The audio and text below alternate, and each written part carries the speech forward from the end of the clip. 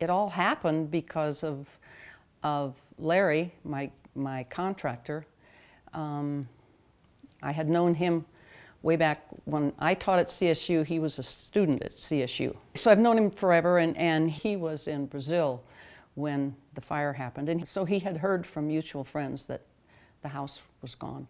And he called me and said, "I'm there for you." And he said, "I'll come out of retirement as a construction guy and take charge," and he did. And he got all kinds of other people that I know that are in the construction range, and then the important Northern Colorado Rebuilding Network. You know, these people just work together marvelously. What they were able to provide was tremendous, because Larry and I were talking, and then Josh Meridian's mother is a friend of mine, and she's also a draftsman.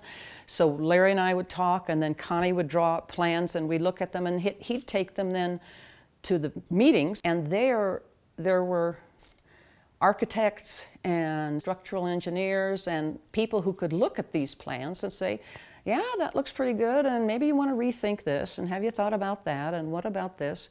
And so then we'd go back and change things and fix things again, and then he'd bring it to another meeting and get all of that marvelous input, which also, you know, helped us move along greatly. They were great. And they were a connection of people who had things related to building that they didn't really need or want anymore, that were willing to donate to the network to give to somebody who was rebuilding for the fire. It was amazing.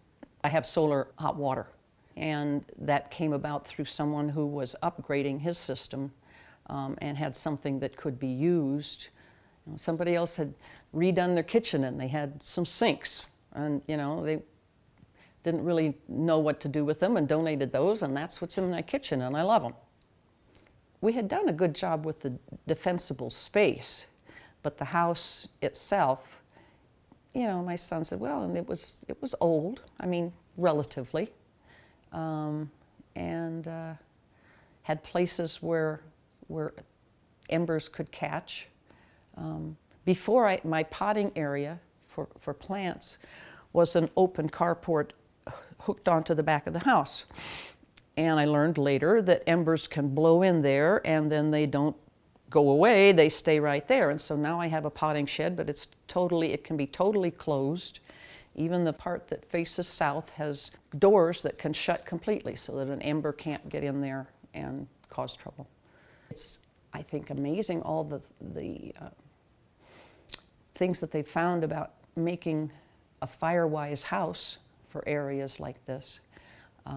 Larry was saying, you know, he had been a builder, then retired from that, came back and said in that interim, in that period of time, so many things had been developed and so on that made the new building very different than before and so much better. One thing I love to talk about is the eaves. You know, to get the sun not to come in here in the summer, you have to have big eaves, and everybody keeps telling me, oh, you're going to need curtains to keep the sun out. No, you don't, not if the eaves are right, which they were in the old house. I kept saying, I never needed air conditioning. It was cool all summer. So the eaves, you know, they're hanging over like this at an angle. Well, look what they do now. They fill in from the eave over to the house, comes over, and now it makes a right angle, which is a much bigger angle, which can't hold an ember. Well, I thought that was really cool, and I was able to tell all my math kids about it. Well, I didn't have a metal roof. I have a metal roof now. I didn't have stucco interior. I have stucco interior now. I mean, exterior. I had decks that had big spaces underneath. Now I don't have any big decks, and what smaller decks I have, it's filled in with vertical pieces so that things can't get under. And I don't have redwood decks. I have this composite stuff that sort of looks like redwood, but doesn't burn the same way, and so it's way safer. So, you know, there are things that I had before that I don't have now, but that's for fire reasons. If you look at the plants, if you look at the paintings, if you look at all kinds of things, you see I'm a collector. And in fact, my grandkids said I'm a collector of collections, and they would like to list what I had collections of. Well, I had a great pottery collection before, and I had a great hand-blown glass collection. I love colored glass, and of course that was all gone. I started realizing, my gosh, I've got as much hand-thrown pottery as I had before. And I got all of these things from thrift stores and flea markets and so on. And then I realized that it was my therapy, because what I did, I got up, I had to comb my hair, I had to make myself presentable, and I went out and I interacted with people, and I bought one mug at a time, one glass at a time. But I was in the rental in town. I couldn't do anything up here anyway, and it was a whole summer, and so it was what kept me going. You know, I couldn't rebuild the house, but I could sort of rebuild the collections by looking around and finding, oh my God, that's a great bowl, you know. So I guess I feel really lucky in some way. I mean, for example, my old house and this one has this whole lot of glass facing solar south. That's what I had before.